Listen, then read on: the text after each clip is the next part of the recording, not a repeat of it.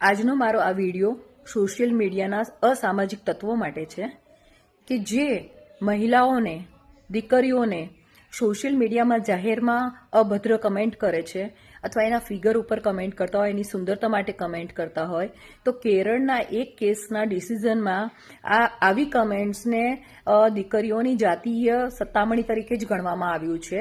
પ્રથમ તબક્કે કોઈ બી વ્યક્તિ જો આવી રીતના કમેન્ટ કરશે, અભદ્ર ભાષાનો ઉપયોગ કરશે અથવા તો કોઈ પણ મહિલા માટે કોઈ એવી પર્સનલ કમેન્ટ કરશે તો બી એ જાતીય સત્તામણીનો જ એક ભાગ ગણવામાં આવશે, જેના વિરુદ્ધમાં કડકમાં કડક પગલાં લેવામાં આવશે.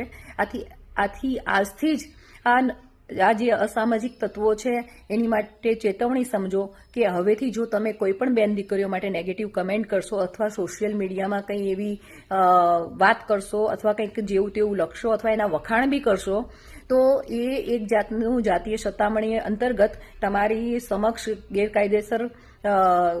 ગેરકાયદેસર ગણીને એના ઉપર કડકમાં કડક પગલાં લઈ શકાશે.